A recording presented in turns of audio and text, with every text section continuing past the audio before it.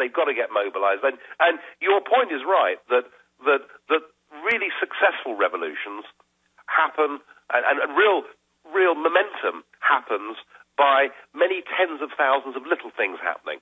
And, it's people talking to each other at the golf club or in the local bar or wherever they go and meet people or, over Sunday lunch with the family. It's lots of little conversations that develop momentum and make a real difference. And I'm absolutely convinced of that. I'm also convinced that across the Western world, there has never been less confidence in our traditional career politicians. So I think the mood is ripe for it. And I think that people are beginning to realize that this stuff is now affecting them directly. I mean, look, whatever they sign up to in Copenhagen next week affects every man and woman in England and in the USA, because what they're going to do is they're going to tax us more and continue to export our jobs to India and places like that. So I think this stuff is beginning to hit home. I think it's why we're beginning to win the argument. But, I mean, hey, there's no room for complacency. We've got a long, long way to go yet. Absolutely. They can't win unless we just sit down and shut up, because they always create the crisis or use a crisis to get more power. The crisis gets worse, then they use that to get more power.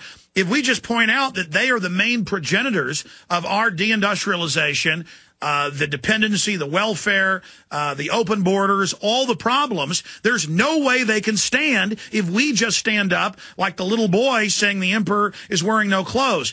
In closing, in the last 5-6 minutes we have left, and we're very appreciative in your busy schedule, sir, specifically with the Copenhagen Greenhouse Gas Initiative, it looks like this agreement's falling through, but they will agree to meet again in Mexico City.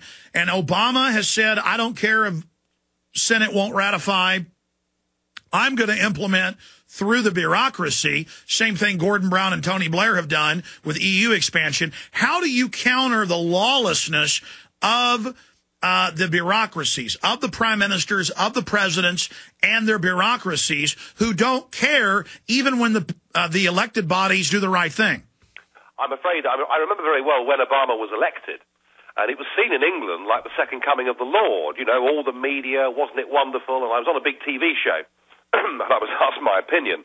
And I said I was very concerned about many of the things that Obama stood for, and I was somewhat vilified at the time for that. But I think Obama's response to Copenhagen, I think Obama's attitude, towards your own parliamentary bodies is quite extraordinary. And I think this marks Obama out to be, frankly, and I don't come on this show to offend Americans, but I honestly think that Obama is a very dangerous man who doesn't really, truly believe in democracy. And I would have thought that if this is how he's going to behave as American president, then it is your duty as Americans, if you believe in democracy, and if you believe, as I believe, in the principle that, no parliament may bind its successor, and that the job of parliaments is to hold the executive, in your case the president, to account, then you've got to jolly well make sure that he doesn't get re-elected for a second term. It's just as simple as that. Absolutely. In the 3.5 minutes we've got left, sir, I just want to encourage people to go to ukip.org, ukindependenceparty.org, and learn a lot more, and certainly set up our own sovereignty groups outside of the Republicans, because just as Mr. Farage talks about both the big parties, Labour and Tories, being controlled over in England, our two parties are controlled. Obviously, things are moving quicker right now under Obama than they would have under a Republican administration. But regardless, it's Tweedledee and Tweedledum. Everybody needs to mobilize, as Lord Monckton's talked about, a worldwide freedom party in every nation saying we want sovereignty, we want free market, we don't want to be run by a bunch of bureaucrats. In closing, sir, any other points you'd like to make, any other information you'd like to relay about EU expansion? One question I had, I saw press reports about multiple nations are threatening to pull out of the EU. So the EU is collapsing even as it tyrannically expands its Lebensraum. Yeah, I mean, just at the very point where they get their constitutional treaty through, where they get their president, where they get their foreign minister, where they get total power over the member states, even at this very point, it's becoming clear that the electorates of the member states don't want it. It's becoming clear that countries like Greece and Ireland, which mistakenly joined the monetary system and took the euro as their currency, now find themselves in an impossible position and with nothing to do. And I would just say this. You know, if you look through history, there is no example of any free people willingly giving up the right to govern itself.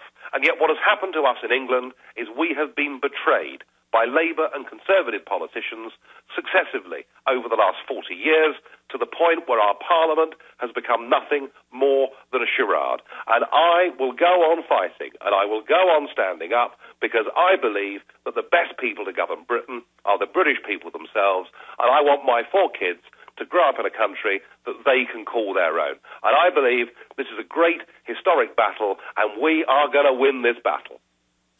Well, sir, obviously you're all over radio and TV in the UK. You don't need much of our help, but we do have a large internet audience and satellite audience in the UK.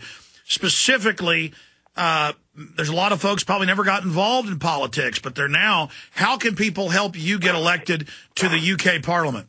If they want to help me in any way they can, go to ukip.org, go to our website, register with us, and say to yourself that you're going to give a little bit, just a little bit, of your time and money to fight to get the independence, the sovereignty, the self-respect and pride of the United Kingdom back. As I said earlier, the sacrifice I'm asking you to make is as nothing compared with that your grandfathers and great-grandfathers had to make in 2 world wars. We're doing this because it's right. We're doing this because we've been led up the garden path and totally betrayed by our politicians. This is the fight back. It's real. It's happening. Get on board.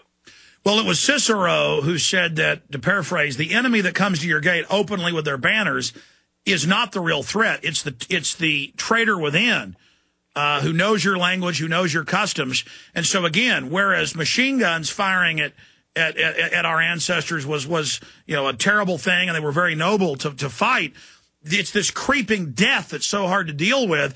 I think people should give a lot, because if we allow this scientific dictatorship, as the UN calls itself in many of its documents, to continue to grow and put its police state grid in, they know people are going to revolt and resist. They're racing to get their system in place to oppress the people.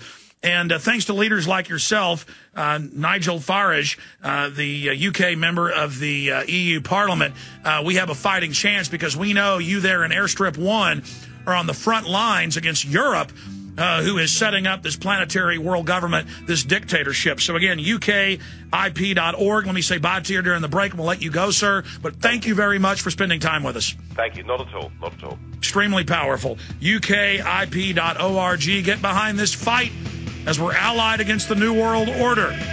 We'll be right back. Stay